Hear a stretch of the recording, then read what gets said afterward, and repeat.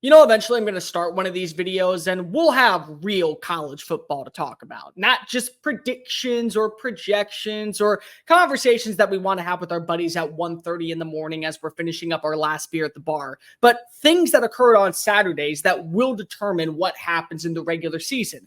But until then, we got to get through the month of June and July. And with that, that's why we do Mailbag Monday here on Just Saying It. So we got 10 questions to get through today. It's a little bit longer one, but real fast, if you're new to the channel, welcome on in. My name is Cole Thompson, and I talk college football daily. So if this is the type of content you enjoy, make sure that you hit subscribe and the ring notification. Comment down below your overall thoughts on what you want to talk about moving forward. Tell your friends, family, mortal enemies, best of bros, and college football fans everywhere about this channel, because we're on the race to become the #1 YouTube show talking about our favorite sport. I'm on the race to become the #1 YouTuber talking about our favorite sport. And more importantly, I want to turn this channel into the #1 college football community. To do so, just follow me on social media: TikTok, Facebook, Instagram, Twitter, all of that, at Mr. Cole Thompson, the exact same as my YouTube handle. And real quickly, if you want to be a part of the Mailbag Monday, kind of like this one, make sure you email me, colethompsonwriting@gmail.com, or slide in the DMs on Twitter.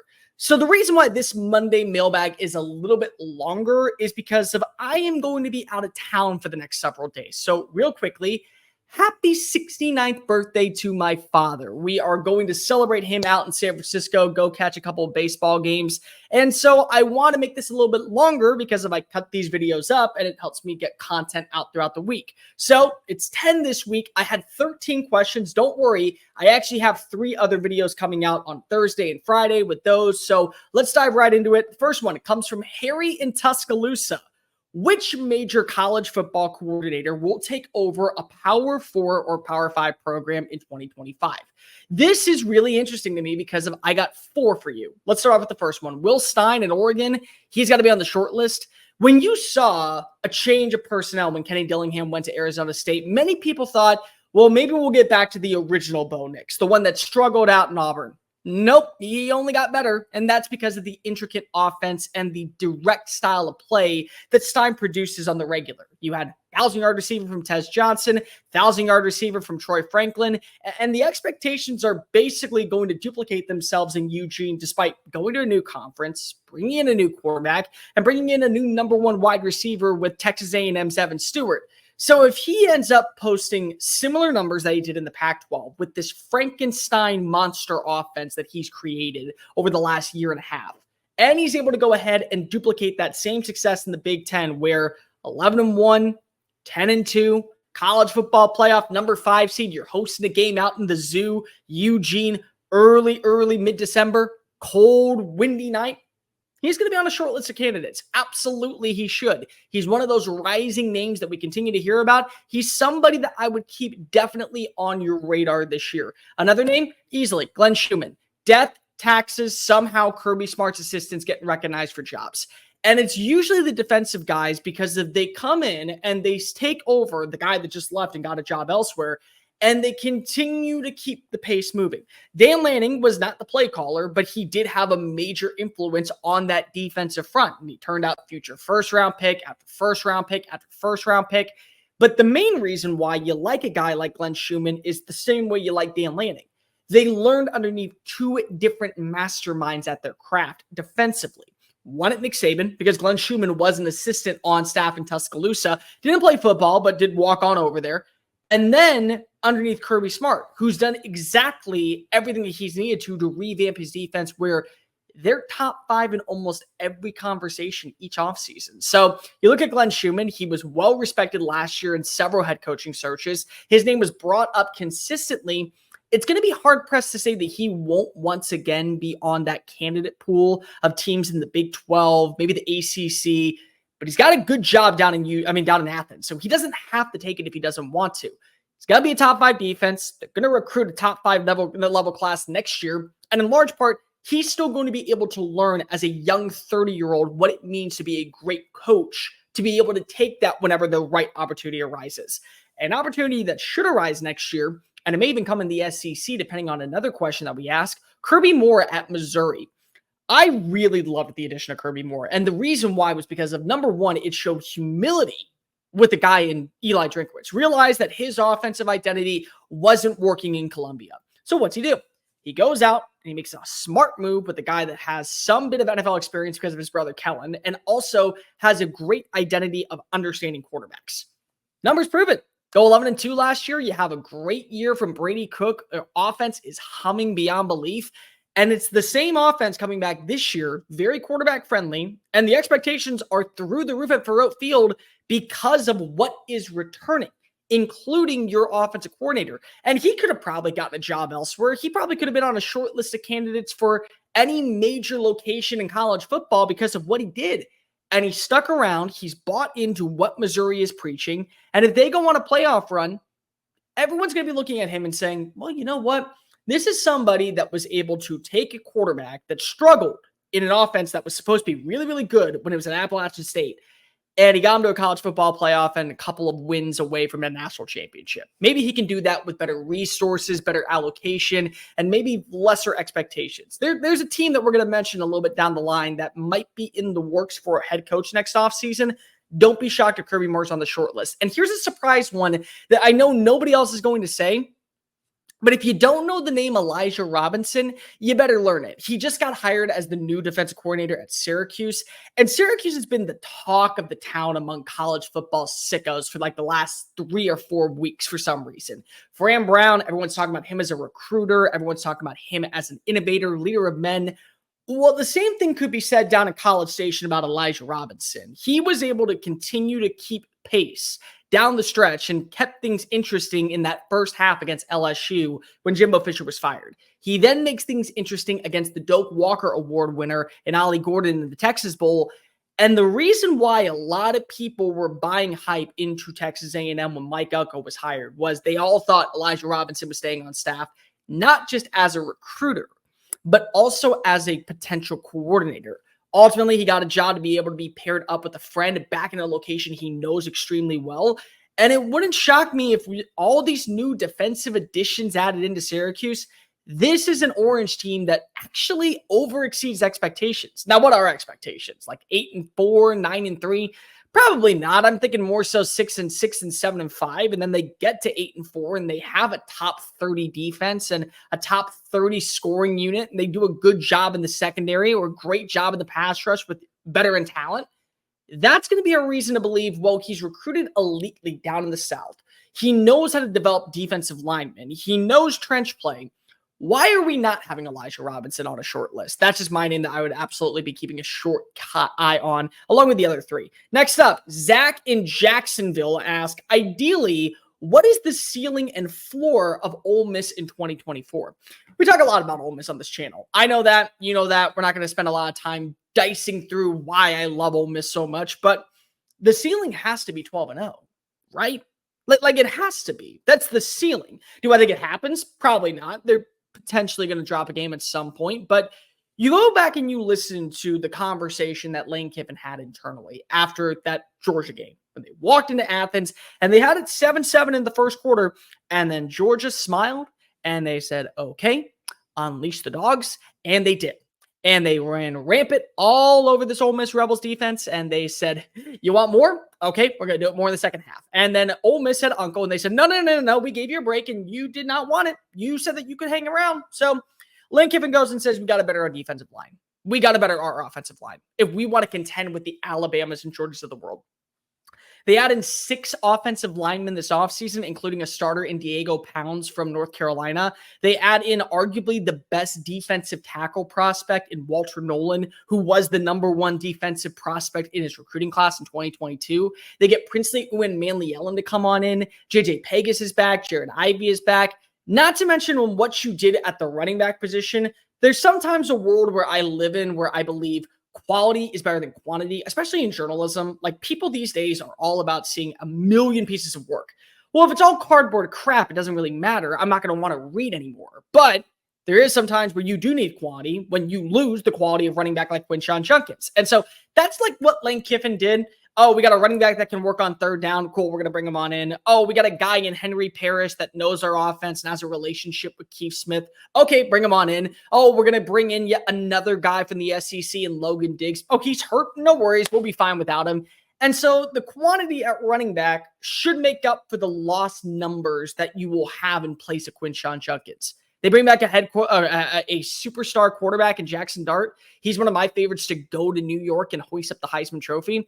They arguably have one of the best wide receiver rooms in the country. And I'm already talking before they added in Juice Wells, who was a superstar and squeezing every bit of life out of Spencer Rattler when he was in a breakout year at South Carolina. They also have, I think, a very good secondary. And it's another year working with Pete Golding's system. Their schedule's manageable. They got 2 games at home that you wonder about. Oklahoma, because we don't know what this offense is going to be, and Georgia, where now they get to come to your turf and you get to show them what you want to show them last year. And then you have 1 road game, and it's LSU. And you went down to the wire with LSU last year, and you get the upset win, and it's a big reason why the entire defensive staff got fired in the offseason. Everything else is manageable. So 12-0 should be the ceiling if this offense is as good as it should be. Now, what's the floor? To me, it's 8-4. And even then, I think that's a lost season. I think more so it should be 9-3. I'll give you 8-4 because what happens if Jackson Dart hurts himself week 1? Knock on wood. Like, just knock right now and call it a day. What happens if the running back room is filled with the quality, but not the quality of player of what Quinshon Judkins was? And now he's tearing it up in Columbus and rushing for 135 yards per game, and you're averaging 65. What happens if you have an injury at the start of training camp, at the start of fall camp, defensively, that really hurts your success? What happens if this team just doesn't mesh well? Because that is a problem with the transfer portal at times. What happens when all these players are brought in, yet they don't see eye to eye? They're not on the same page. They don't coexist well. And then eventually it leads to multiple mistakes, consistent concerns, questions beyond belief. It's a reality. Those are things that can happen. And then you look to a game such as potentially in Oklahoma. Oklahoma's riding high. They feel really confident coming on in, and they just slice and dice you apart. Georgia, you added all these players to go ahead and fix that defensive front. It doesn't really pan out. Then you go ahead and you add in other names to the defensive secondary. Well, they get clipped and clawed and cat sprayed by, who knows? Let's just throw in a random team like maybe an LSU. And that's what happens. So it's hard for me to say that right now when you look at where this roster is, 8-4 isn't the floor. It should be 9-3, but I give it 8-4. The thing that I will say is there's a middle ground where I think 10-2 is what maybe you're expecting. 11-1 is really what the hope is. And if you're 11-1, I did mention that Kirby Moore in the SEC might be mentioned. Glenn Schumann might be mentioned. It would be because what if Lane Kiffin finally gets the offer he can't refuse? Because we all know the ruling that down in Mississippi, it's a state job, so you can only offer a 4-year contract. Yeah, you can raise the money every single offseason if you're Keith Carter. But Billy Napier's fired midseason, and Florida's willing to give you $13 million. And they're willing to go all in. And this is a reason because DJ Lagway is told, hey, we're going to bring in Lane Kiffin to run this offense. And he's like, I'll stick around if you get Lane Kiffin. Well, that might be a job that becomes very desirable. It may also come back down to reality. I also think that when you look at Ole Miss fans, they're no longer accepting the fact that they can just be a playoff team. That was the pipeline dream when they realized Jackson Dart was coming back, and then Jordan Watkins was coming back, and Caden Priestcorn was coming back. Well, then you add in all this talent this offseason, and you don't really lose a lot, and you see the identity of this team take a new step forward, and you know that this is considered to be such a high-profile roster. Like, the hype around them is so large. It's like almost seeing a giraffe on the very tip top of Mount Kilimanjaro. That's how sky high it is. So I think that now expectations have changed because of it. It's no longer just winning a game in the postseason. It's now winning multiple games in the postseason, getting to the college football playoff, going to the semifinals, because you have a roster that is good enough to do that. But ceiling floor should be 12-0 easily, national championship potential bound, SEC championship without question, and then 8-4 probably be in the floor. Next up, Max in Cincinnati. Who are the transfers that we forgot about that might shape the college football season in 2024? This is a great question. This really is. Because if we all know the Dylan Gabriels of the world, and then you throw in DJ Uiagalelei, and you can throw in even a guy like maybe a CJ Daniels from LSU, Isaiah Bond goes over to Texas. But speaking of Texas, is anybody talking about Malik Murphy? Do you guys remember him a couple of minutes ago? He balled out in the spring game back in 2022, and then literally everybody wanted him on their roster. There was phone calls going behind closed doors, and he was getting NIL offers, and boosters were all saying with their big cigars in their mouth, son, you want to come be a part of this system. And he did it. And so he waits, and then they realize, well, at this point, Arch Manning is the future down in Texas, so I got to go elsewhere. And he hitches his wagon to Manny Diaz. And then it got really quiet in Durham. And nobody has brought up Malik Murphy, even though he did win 2 games last year and was very potent in those games. It's because it's Duke. Like nobody talks about Duke in football. Like even when Mike Elko was getting wins with Riley Leonard and was showing you the ropes that he was making the strides, 9-win seasons for the Blue Devils, nobody talked about it. But just because nobody talks about it, the fact that you're a dual threat quarterback with a high profile cannon of an arm, you can utilize your legs on 3rd and short to keep drives alive, not to mention that you are going to a system that I think is going to cater to your strengths.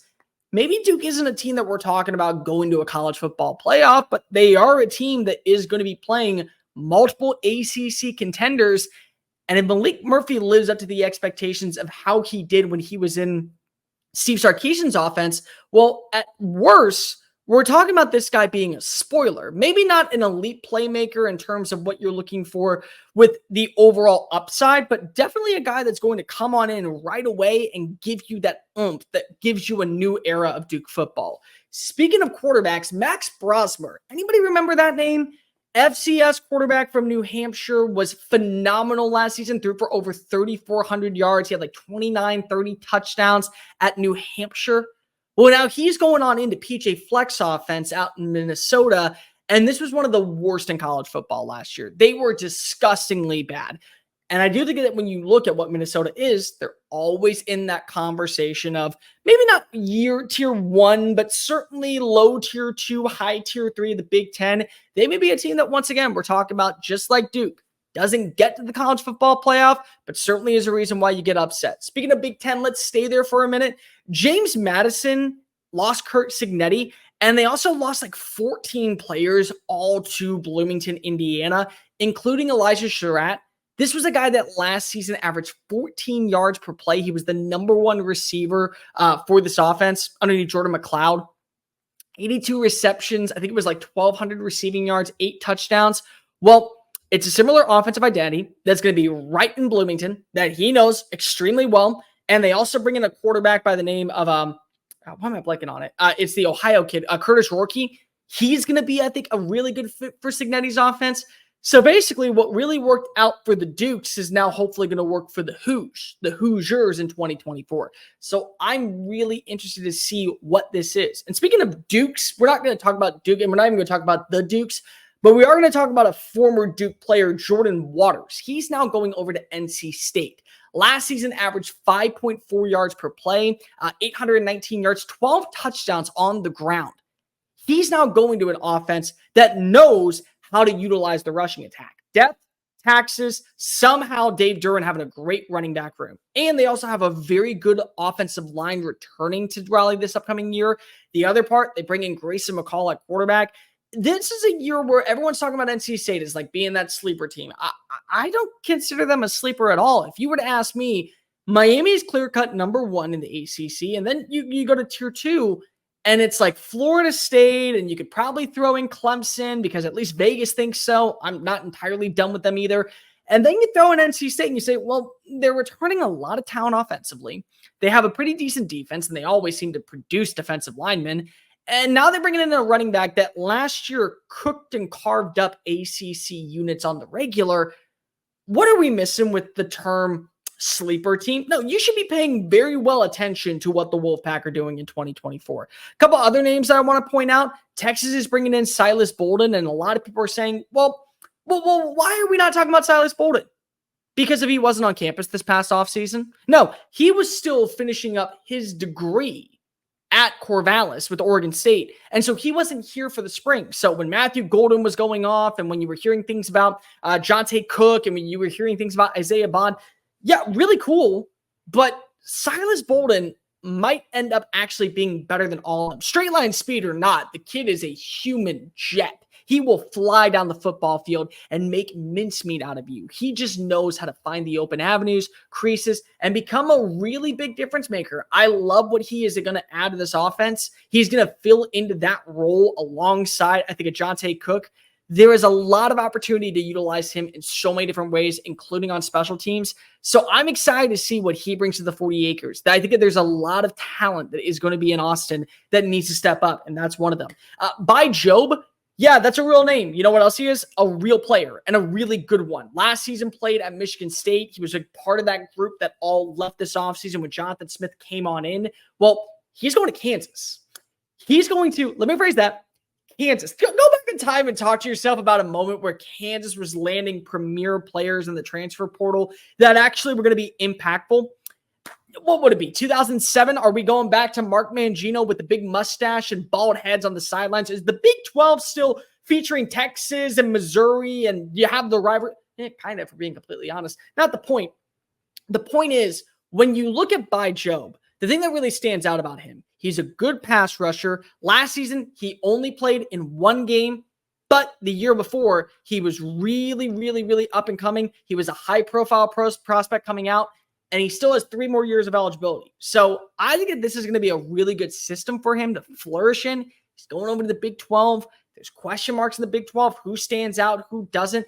To me, this is one of those players that might end up being a household name sooner rather than later. Speaking of teams that are going to be household names, let's talk about Memphis and the addition of Mario Anderson, senior running back from South Carolina, goes on over to the Volunteer State, and he's going to be playing against Group of 5 talent. He's going to the American Conference. Last season, behind a makeshift offensive line in Columbia, had 3 touchdowns, but he did also average 5 yards per play. Anybody do the math? 4 or 5 yards per play, 2 runs per carry, 10 yards, first down. So the guy is going to be able to move the sticks. He goes into an offense that has a lot of positivity with Rock Thomas coming back, with Seth Hennigan coming back, with Ryan Silverfield kind of reinventing himself last year. I really like this Memphis team. I love the addition of Elijah Herring defensively. They bring on over the Old Dominion safety, really good player. I'm not going to try and say his name right now because I'll just butcher it. But there is optimism that Memphis is the most prepared team to make that jump to the Group of 5 as that representative in a 12-team playoff. And maybe they get an upset. I would not be shocked, especially if you have a player like a Mario Anderson that comes on in and impacts you in a similar way that you're expecting your team to. Speaking of Marios, Mario Williams says goodbye finally to Lincoln Riley. I'm done with you. We're breaking up. There's no break. We're not going to be on like a little bit of a pivot, not Ross and Racheling this. No, I'm going to start my own chapter. And now he goes to Tulane. And they also bring in Ty Thompson. And I have made this abundantly clear multiple times. I don't know if he's the best Group of 5 head coach. He's my favorite Group of 5 head coach, John Summerall. In my opinion, it's like you lose one of the best coaches in the Group of 5 and you replace him with the next best coach in the Group of 5. Because that's what it feels like at Tulane right now with John Summerall coming on in with all the defensive players. But Anderson in the slot with a quarterback that already knows what he does because he saw him for years over the last 2 at USC, how they're going to be able to build that function. There's a reason why Tulane is still going to be in the running. And one more in the Group of 5, and then we'll go one more team as well. Jordan McLeod, a lot of people forget, Sun Belt Player of the Year. And a lot of people have seen the video and called me out about Texas State. Well, why are you so high on Texas State? Jordan McLeod entered the chat. I've never seen a scenario where you lose 2 quarterbacks that were proven names at Power 5 programs and you upgrade with the player that already is in the conference where he is going to strap it up in 2024. And you also have G.J. Kinney as your head coach. And when you have G.J. Kinney as your head coach, a rising star in this industry, and Jordan McLeod, I'm very excited to see what this Bobcats offense can be. Maybe they're not going to go to the college football playoff, but I do think they are the favorites to win the Sun Belt. 2 more, Jeremy Bernard at Alabama. Ryan Williams is going to be the favorite and the household name that everyone needs to know, but Jeremy Bernard, he's just unknown because he couldn't get on the field. He couldn't get on the field when he was in East Lansing. He couldn't get on the field last season when he went to Washington because they had 3 basically 1,000-yard receivers. But he has a good understanding of what this offense is. Everyone knows that he will be a plug-and-play addition for what they're trying to work alongside for what they're trying to do with Kalen DeBoer's offense. 34 catches last year, 2 touchdowns. He was playing that secondary role. He's got speed. He's got really good underrated speed. He can be a home run threat. He's going to be, I think, working all across the middle of the field. He had a big touchdown catch during the spring game. I expect him to be a name that we talk about very highly by the season's end. And Geno Pace, a lot of people probably are saying to themselves, I know the face, I don't know the name. Well, Gio Pace is a player that's going over from Wisconsin down to Baton Rouge, Louisiana. And because we all have had these conversations about what needs to happen for this LSU team in 2024, he's going to be a big-time profile player. Defensive line was not addressed the way that they saw fit, but he is a big-time body. He has impressed the staff, according to people down in Baton Rouge. He's done a really good job addressing, working with Bo Davis in the defensive line. He may be a reason why, once again, here we go. Brian Kelly, we're doubting him going into 2024. We're doubting him in his roster construction. He doesn't know how to recruit. Well, he knows how to work the transfer portal, and Gio Pace, could be a reason why he is mentioned in the same light. And once again, here we are talking about LSU, 10-3 in the college football playoff. Chris from Columbia, I think South Carolina. College football has undoubtedly become less likable than ever before to the common fan. Could college football realistically reach a point where folks completely tune out? And if so, what would it take for that to occur? We're getting close. Honestly, we're getting close to that point because of the casual fan at this point is not buying into all of the allocations and the resources and seeing the transfer portal just take on over, and it's becoming free agency. Like a few years ago, Lane Kiffin made the joke that college football basically has a free agent period. It's called the transfer portal. And he's not wrong because now with NIL, and you see what just Texas did this past weekend. Anybody who hasn't, go check out their Instagram. Go check out any profile. Just type in Texas on Twitter, and you'll see a laundry list of Lamborghinis all lined up for recruits that are coming on in. And that's the new sport where basically they're all basically selling for players and recruits, and you're going to see the same teams. The thing that people say that always has infuriated me is that we've always had the same teams in the playoff. We never had a repeat of the playoff. In the 10 years that it was 4 teams, we never had the same 4 repeat. Now, we saw the regular suspects, the Alabamas, the Georgias, the Clemsons, Ohio States, Michigans, Oklahomas. Yeah, we saw that, but we never saw a repeat. Well, what will destroy this is 3 things. Number 1, when you sign an NIL deal that is beyond lucrative for a 5-star freshman that has yet to prove himself, kind of like when I've had this argument when it comes to free agency, when you draft a player, you don't ever give them the most guaranteed money in the history of the NFL because you don't know if they're a guarantee. You don't know if they're going to live up to the expectations. The same thing happens with NIL. You see a kid that's played, I don't know, 3 years on a varsity in 6A Texas, and he gets a $13 million, the most guaranteed money in the history of NIL. And then everyone else is saying, well, that's my new asking price.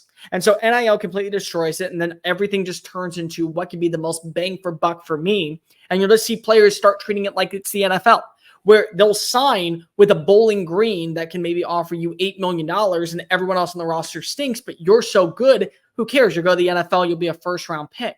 I think the other thing that's going to be really important here is the future of the SEC and the Big Ten.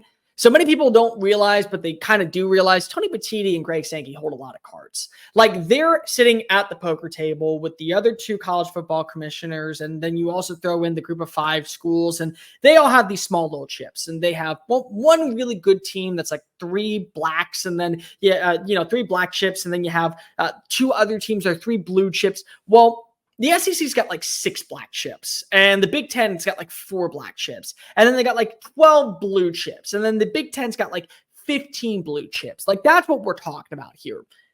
And if they decide to eventually say, well, no, we're just going to go on our own. We're just going to leave in the middle of the night, and we're going to say, see you later, best of luck to everybody else, and we're going to create our own conference. Well, then that really destroys the sport, because those in the Big 12 that people absolutely love, including yours truly, they are playing for what? A national championship that most people aren't paying attention to? I believe that the group of 5 should have its own playoff. I really do. And it's not because of I want the group of 5 to be separated from the SEC and the Big Ten, but what's the representation that we're talking about here? That you get to be in a conference where you lose to an SEC team in the first round and you go travel, and then bygones be bygones, but hell, at least you made the playoff? No. But what happens is that we start talking about what this playoff is, and then those 2 conferences go say, see you later, we're going to take our chips and leave and go to another table. Well, then you just ruin the sanctity of the sport. So I'm all against that. I am. And I do want there to be some stability. It's why we need a college football commissioner. The second that NIL becomes so supreme, where five-star freshmen are getting these egregious deals and all these contracts, and they don't pan out, but they're still guaranteed the money. And you start seeing players transfer to lesser tier schools because they just want to get money and they don't really care about the rest of the sanctity of the sport. At that point, a lot of people are going to tune out because you want to know what? It's the NFL.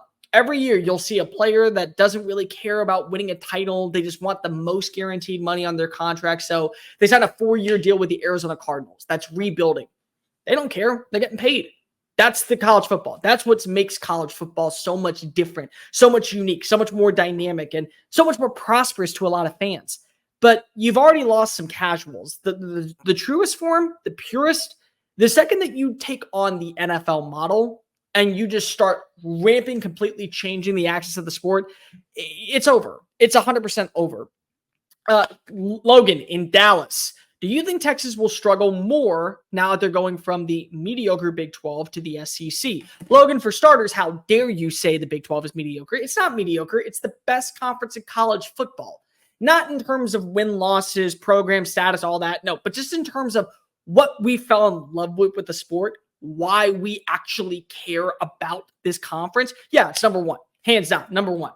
But Texas going to the SEC. The way that I view the SEC this year is like The Voice. Stay with me for a second. You know, like how on the show they have the chairs and everyone starts singing, and then they really like it. They turn around, it's the big red, and they flip it. Oh, it's Blake Shelton. It's Reba. It's Chance the Rapper. Well, there's 4 chairs that you're turning around this year in the SEC for sure. Number 1 is going to be Georgia. Number 2 is going to be Alabama until proven otherwise. Number 3, I feel like for most people is Ole Miss, and then there's the turn. It's Texas. I don't think Texas is going to struggle at all. And the reason why isn't because of, you do lose some players like Xavier Worthy and Adonai Mitchell, and you lose some defensive names like Devondre Sweat and Jalen Ford. It's because of that offensive line. If you listen to any interview with Steve Sarkisian, and there's one that's going to be out there, I don't like giving other YouTube content creators a lot of pace during my segments, but Josh Pate did an incredible interview with Steve Sarkisian, and he talks about how a few years ago, that offensive line couldn't perform at the spring game. So they ran spring drills for fans to see everything because they didn't want to hurt their quarterbacks because they didn't have the right offensive linemen. Well, now they have like 17, 18 guys, including a few walk-ons that have drastically improved overnight and turned into legit starters. They would be starters anywhere in the Big 12, anywhere in the ACC, some Big 10 schools, even a place like Vanderbilt, maybe Arkansas. You could throw in a Kentucky. The walk-ons would be able to go get a scholarship at a group of 5 school, and they would be a starter week 1. That's why Texas is so good. They're grabbing that red chair and saying, hi, Auburn, Missouri, Kentucky, Florida. Good to see you guys. Get out. Get out of that chair. That belongs to me. I'm going to plant my chair down right here, and when I start to realize the college football playoff is sitting behind closed doors, I'm going to turn my chair around, and it's going to be me standing on the other side saying, hook them. They're that good. They have that much talent. And when you have an offensive line that's returning 3 starters full-time, 2 guys that have experience in multiple roles and also great challenges of depth in the trenches, you're really well put together. I do think Quinn Ewers has got to step up. I do not know what I'm going to see from these wide receivers. And you do have some questions with the defensive line, losing Sweat and losing Murphy. But still, do you really have questions about what the future looks like in Texas with Sark if he's recruiting at this level? And whether or not you agree with what's going on with NIL, that's not the point. The point is that Texas has the resources, they have the funds, they have the boosting, the backing, the support. They're going to be a household name and a household figure for the long term in the future when it comes to what is the SEC. Don't look now, but there's been a conversation I've had with some people saying, well, what would happen if Georgia just stays at number 2? It's probably because of either Alabama just woke up and found a way to buy everything, or Texas came as advertised to the SEC. And there is a scenario where in year 1, Texas walks away as the SEC champions. And now Georgia, that's been sitting and hopefully moving out of that silver medal spot, is just going to have to still be the maid of honor and not the actual bride on Saturdays. Next up, Let's talk about John in Atlanta wants to know, who are the offensive players that you believe will translate to the NFL and become consistent standouts of their position? So offensive players, the way the question was actually worded in the email was, who are some dynasty players that you would buy? I don't follow the dynasty rule for fantasy, so I'm just going to go with players I think will translate. Will Campbell at LSU is going to be a plug-and-play addition at left tackle for the next decade at the NFL. Because if he's already going up against every single type of playmaker on defense that you could go and face, and he's allowed 1 sack in 2 years, that is what you call elite. He is, in my opinion, the best player in college football. Offense, defense, special teams, I don't really care. He is the most influential player for LSU. And again, if you've listened to anybody talk about why they didn't go spend an egregious amount of money in the transfer portal for a defensive lineman, it was because Will Campbell is the highest paid player, and they would have to extend his NIL collective. And you want to know what? He's underpaid. I've heard some numbers of what he's getting paid at LSU. He is egregiously underpaid by the NIL staff. He deserves a lot more. And the same thing goes for Emory Jones, but absolutely Will Campbell belongs there. I think T-Mac, I'm not going to say his first name because I always get called out by Arizona fans everywhere, but T. McMillan is immediately going to be a number 1 wide receiver the second that he touches down. The guy last year, while splitting reps with Jacob Cowing, had over 1,200 receiving yards and was the number 1 target for Noah Fafita. I'm sorry. In my opinion, that's elite. He was a big reason why that they had the drastic turnaround in the second half. He was a big reason why we started looking at Arizona as such a high-profile team. He was, in my opinion, the sole reason why I had Arizona at my number 10 squad at the end of last season. He was everything that you want. Great route runner. He can catch every football that has ever existed. He can basically track it like it's no one's business. He is literally watching the ground like back in the 1700s and being able to find the animal and kill the buffalo in the middle of the open field. That is what you look for with T-Mac. Balls for him, and I made this preference when I did my top 10 video, it's not 80-20. It's like the Sean Oakman meme where you go, hey, heads or tails? I'm calling tails. Yep, it's tails. Hey, balls in the air. Who are you going to go to? Is this a 50-50 catch? T-Mac? Yeah, I'm going to T-Mac. That's his level. And wherever he lands next year, New England, working with Drake May, maybe he goes to a team like Tennessee that wants to add another receiver. Whoever it is, they're getting a number 1. That's regardless of conversation whatsoever. I think another name that we have to keep a close eye on, Luther Burden out of Missouri.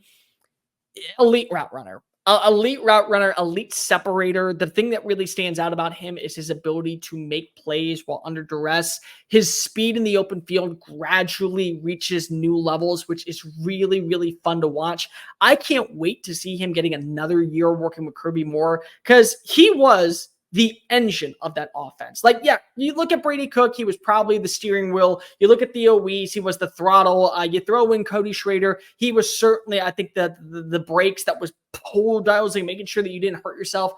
But the engine in Columbia belonged to number 3. And the third number, Luther Burden, the third, however you want to say it, he is going to be legit in that conversation for Biletnikoff. He's going to be in that conversation for immediately SEC Offensive Player of the Year. And he should, because if he's that talented. Ollie Gordon, there's another one. Just the way he runs the football is impressive. You see him stutter step, slow down, and the second that he eventually goes and finds his rhythm, it's like off to the races. Good luck stopping him. Number 0 might have 0 flaws to his game. And you talk to people out in Oklahoma State, they just love the fact that this offensive line is all coming back. So it's the same identity that really was the tone setter on finding their rhythm after losing to South Alabama. This was a team that last year drastically, in my opinion, kind of overachieved with Alan Bowman, and they're going to do the same thing. But now Ollie Gordon is going to be mentioned in Heisman campaigns. He's going to be mentioned alongside every quarterback. He's going to be mentioned as the face of the Big 12. And he's probably going to be a guy that we talk about as maybe garnering that same interest as Jahmyr Gibbs, as say Christian McCaffrey, as Saquon Barkley, guys that are going to go first round. Do they deserve to have a running back go first round? I don't know, but are they going to? More than likely. 2 more for you.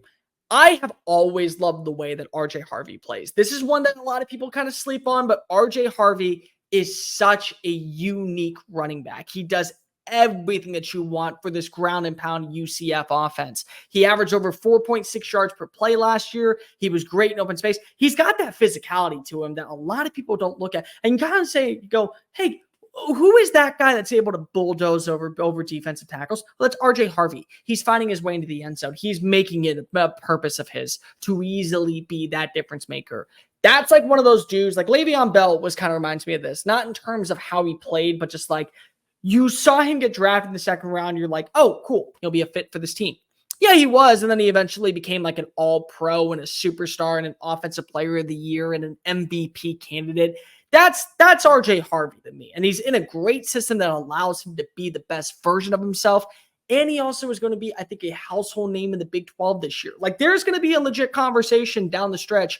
Who had the best running back room in college football? Not running back, because I do think that title, until proven otherwise, belongs to Ollie Gordon. But you're going to make a case for Ohio State. You're going to make a case for, I think, Kansas State. You're going to make a case for, I think, probably Kansas. You're going to make a case for a few other teams.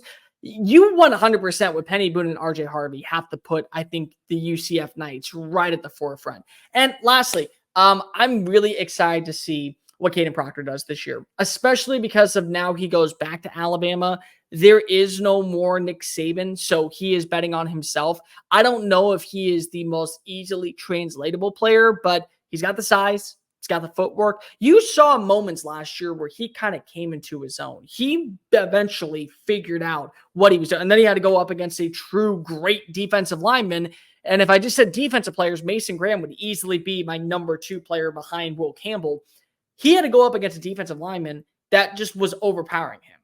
When I gets another year to work in Kalen DeBoer's system, yeah, they did lose the offensive line coach back to Seattle, but they didn't lose Kalen. They didn't lose DeBoer. And now he's going to be able to work alongside with Parker Brailsford, who was a part of that Joe Moore winning offensive line. I'm just saying, when you watch the way these guys play together, there's something really promising about that. And so why I think a lot of people look at Alabama's offense and say, well, the line is missing some depth, but it's not missing the talent. The talent is 100% there, but definitely still a question mark with the rest of it. Let's go to the next one. Sorry about that. What do you expect from DJU going into year 3? We all know that he is going to have a big year ahead, but do you think that he can translate to the next spot with ease? Well, here's the thing. You're not asking DJ Uiagalelei, who, by the way, is going into his 3rd team, to be the elite playmaker. You're not asking him to take over games. What you're asking him to do is mitigate the flaws. There is an offense still in place. Like, yeah, you lose Keon Coleman and Trey Benson, and you lose a couple of other players, but Mike Norvell, he gets a lot of credit from most fans about what he does in the transfer portal. Let's just go ahead and call a buck. If Lane Kiffin is the portal king, Mike Norvell is the portal prince. He 100% is the portal prince, because if he landed Rodell Williams, and he brings over Malik Benson, who was one of the best JUCO wide receivers and just couldn't get on the field at Alabama. So the talent's there. They have the offensive line still. They have, I think, the play calling down. And now you're asking, hey, the things that worked for you at Clemson and the things that worked for you at Oregon State, combine those two together and just have that. Because if we have other talent around us, they're in a really good spot to still be one of the best teams in the ACC. And the ACC still, in my opinion, is wide open. Like, I love what I've seen from this offense in Miami, and I love what Miami's producing. I love NC State. I'm not ready to throw in the towel on Clemson just yet. But I look at what you're asking for of DJ Uiagalelei. The 3 things that you want is consistency on throwing the football down the field, especially on 3rd down. You're not putting yourself behind the sticks by making the mental mistakes that were shown multiple times during his tenure at Clemson. And you're seeing that elevation of the ball moving down the field. Just consistency. And the most part of Florida State's schedule hinges on this success rate. It all comes down to what DJU provides for this offense, because the pieces are there. This is one of those times where it's like having a really nice Lamborghini, but then you give the keys to a 6-year-old and he's like, oh, sure, I know what I'm doing. Because it's just like Grand Theft Auto, and then just, and then you're on the news, and then they hear about how, the kid crashed and it was the heartbreaking moment of the entire neighborhood, and he was such a good kid. You need the right driver. And you're asking for DJU to be the right driver of this offense. 2 more for you. Next one. Where is your stance on Stetson Bennett being in the College Football Hall of Fame? Because apparently that's a really big argument. Does his numbers during his time during the regular season justify a spot? Sam in Kennesaw, Georgia. For starters, I didn't know we had an audience in Kennesaw. Thank you, Sam. He made it to the national championship twice as a walk-on quarterback. That's my argument. That's my argument. I'll go a little bit deeper real fast, but do me a favor. Remember the story of Stetson Bennett. And again, not what happened to him after he won a national title, but what he did to get to here. He walks on to Georgia. He's not the starting quarterback. He's like the 5th string quarterback. He's on the practice squad, the scout team. He doesn't do really anything. And they tell him, you should transfer. You should easily go elsewhere if you want playing time because you're not going to be on the squad. So he goes to a junior college and he has some success there. And then he comes back to Georgia. He comes back to Georgia as walk-on. Not a scholarship player, as a walk-on. And with one of the best quarterback prospects that we have seen coming out of high school, leaving USC, JT Daniels, he comes on in. And Daniels ends up actually being a pretty damn good quarterback. Like a really good one that we start believing maybe has some first-round buzz. Maybe has some conversations of some upside of where this is the reason why Georgia's going to a national title. And he gets hurt. And then they turn to Stetson Bennett. And Bennett starts to win football games. And he balls out. He plays well. And then Daniels gets healthy. And they say, no, we're going to play the hot hand because number 13 is very lucky this time. And he goes and he beats Nick Saban in Indianapolis. And he ends a 4-decade drought in Athens, Georgia. Something that had not been done by Mark Richt or any other coach since Vince Dooley. And then he comes back another year. And that offseason, and you never forget this, people, because I remember Twitter, I remember Instagram, I remember Reels, I remember people on the media, I remember everything. Why is Bennett coming back for another year? This isn't a good thing. This is bad because of you're going out a champion. That's how you want to end things. And in year 1, you can go ahead and say, yes, he was a major factor for the team, but great defense. He had a great rushing attack. He had great weaponry. What can you say about year 2? The offense catered more so towards Stetson Bennett. Oh, by the way, waiting in the wings were 2 5-stars in Brock Vandegrift and Carson Beck. And then you also had Gunnar Stockton coming on in. So there was the change. You were holding off all of them on a regular. And on top of everything else that I'll throw into the mix, you also made sure that you won a national title again. And the way that we now view Georgia is they're the next Alabama. They have everything in place to be the dynasty of the 2020s. They have everything that is going to be set moving forward to where easily any kid that goes and looks at Columbus or looks at Tuscaloosa or looks at Clemson or Los Angeles, they'll scoff at it because Georgia called. And you don't do that unless Stetson Bennett is your quarterback. Yeah, I believe in the multiverse. I truly think out there in society, we have millions and millions and millions of alternate realities of where things happen. But to me, when I look at this team, you don't win a national championship in this universe without Stetson Bennett. And yeah, you're going to throw Johnny Manziel in, who didn't have a great chance of being a starter and then proved everybody wrong.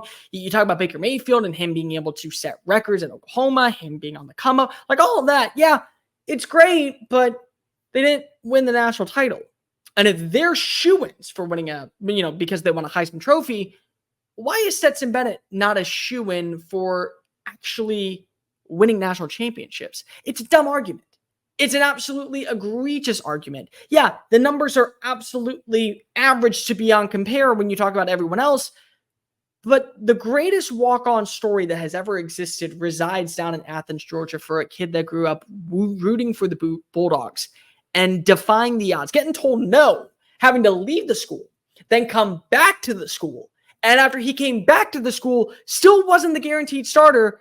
And yet here we are talking about him winning 2 national championships.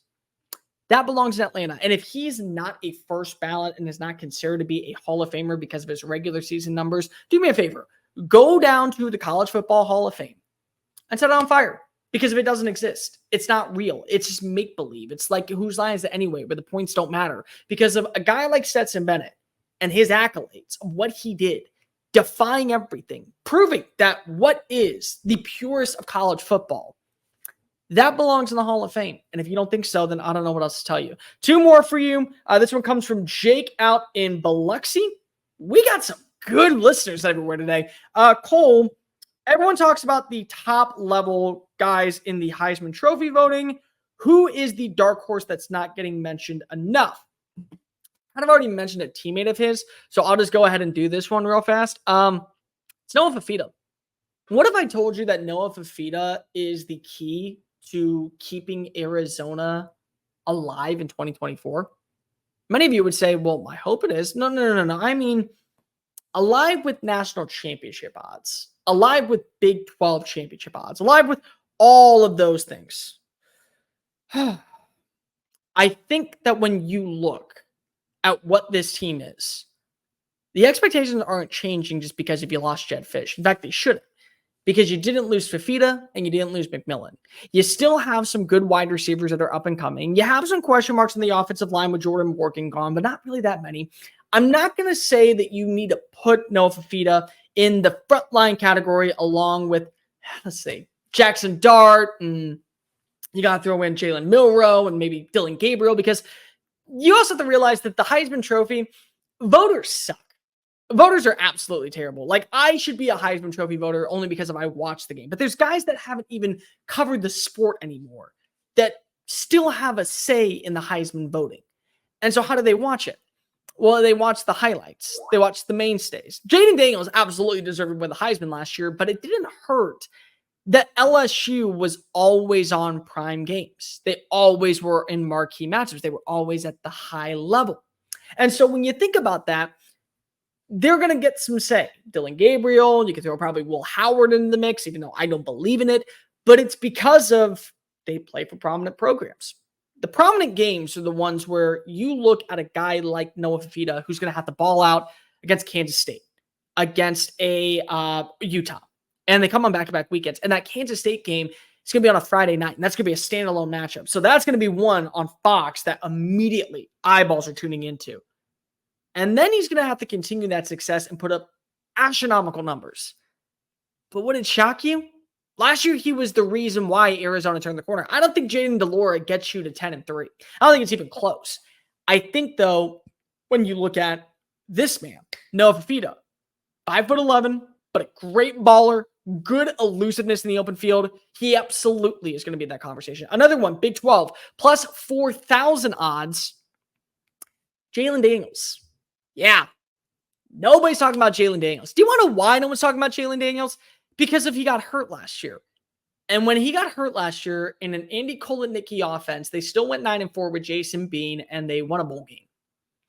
Well, Jalen Daniels is better than Jason Bean. And Jalen Daniels would have garnered, I think, some Heisman praise last season if he did that out in Lawrence, Kansas, and maybe it would have even been to New York City. Hopefully he stays healthy. If he can stay healthy, this is a quarterback that is able to run for a lot. This is a quarterback that's able to throw for a lot. They still have all three of the returning receivers back. I wonder about this offense with Jeff Grimes. How's this going to look? Not really a big fan of it. But at the same time, maybe, just maybe, Kansas starts to get on that roll. They get to 11-1. They're in Arlington. They're playing on that main stage. And kind of like Kyler Murray had, where he was going up against Tua, and he balls out in that conference title game. And then even though we're not supposed to go ahead and look at anything in past the regular season, it carried a little bit of weight, and that was why he won it. One more for you. This one comes from my buddy Stan, so I had to throw this one in here. Cole, you talk all the time about coaches. Sean McVay is considered the whiz kid of the NFL, but could his offense translate enough to make the college football playoff with the group of 5 programs? Stan in D.C. So I'm going to tell a quick little story, and then we're going to end with this. I have a buddy by the name of Kevin, and Kevin is like good at everything, and it pisses us off. Like when we were growing up and we were like 15 years old, we'd go play pickup basketball during the summer. Kevin would just like drain threes, and he never played. And it's just like, God bless. And our friend Mitchell was really good. And he was stocky, he was built, but you just like couldn't stop him. Nobody could stop him. And then he goes and he plays baseball, and he hits like 1,500 home runs, and we're just like, dude, can like keep about it. Then we go play video games, and he kicks all of our asses at Madden, and he wins at he wins at every single game of Super Smash Brothers. He's just good. He beats his Dance Dance Revolution. He gets pretty girls, everything. We're just like, how is Kevin good at everything? And Kevin's Sean McVay for me, because Sean McVay would be able to pull up something from like 2007, back when Boise State beat Oklahoma, and he'd find a play that was ran on third down, and he'd be like, oh yeah, I'm at Boise State, and I'm going to run this every other third down, and they're not going to be able to stop us. Yes, 100%, Stan. Sean McVay would come into any group of 5 school. He would find the areas of weakness and say, you know what? I just got to throw that out. We're going to look at the strengths, and we're going to turn the corner. Jared Goff went to a Super Bowl in this offense. Todd Gurley was literally an MVP candidate. There were superstar wide receivers from Cooper Kupp to Allen Robinson to now Puka Nacua. Like every single one. Robert Woods went off when he was in Los Angeles. Robert freaking Woods. Like you take a guy like Kyron Williams that has a down year and just starts balling out. And then when you don't ball out, he's like, no, see you later. 2008, he's using plays in the red zone right now. And you're telling me that this guy wouldn't come to an Appalachian State or a Texas State where you went to school, or you throw in like a UNLV and say, oh yeah, pistol formation. We're going to run trips right, XYZ, number 7, -43. And everyone's just going to be like, yeah, sure, that works. He's going to know it. He's 100% going to kill it if he comes to the NFL. I mean, comes to college football. Like Sean McVay, immediately with that playbook, would translate the entire axis of the sport. Like Mike Leach right now, we're dealing with this shit, and I'm sorry for cussing, but like at the same time, we're dealing with Mike Leach having to now be in the college football playoff surroundings of the Hall of Fame, and there's like coming up with these regions. It's like, it's egregious because he changed college football. That offense that he implemented at Texas Tech and then Washington State and then Mississippi State, it changed college football. Sean McVay would eventually get in the Hall of Fame for both the NFL and college football because if he changed the sport forever. Yes, you put him in a group of 5 school, he would be able to find the right players that fit his system, and they would ball out and become first-round picks. And I think that attentiveness of knowing what is needed in the NFL would absolutely play in his favor. But that's the Mailbag Monday. These will all be broken up into multiple videos throughout the week. You'll be able to watch them in one-offs, but also make sure that you hit subscribe. Hit the link in the comment section down below if you want to be a part of next week's Monday Mailbag. Make sure that you also follow me on all the social media channels at Mr. Cole Thompson. I'm on TikTok, Facebook, Instagram, Twitter. Make sure that also that you like the video. Tell your friends, family, mortal enemies, best of bros, and college football fans everywhere. Wish my dad an early happy birthday if you could. And also make sure that you come on back next week when we break down another Mailbag Monday. And if you want to be a part of the Mailbag Monday, email me, ColeThompsonWriting@gmail.com, or slide in my DMs on Twitter. I love having conversations with people. I'm Cole Thompson. This has been an elongated Monday Mailbag, but a very fun one. See you next week, folks. Later. Hey, you made it to the end of the video. That's awesome. Thank you so much. But before you leave, make sure that you hit subscribe. And if you want to check out any of our other great work, make sure you click on one of the videos here. Am I pointing at the right spot? I'm not entirely sure. I'm really not.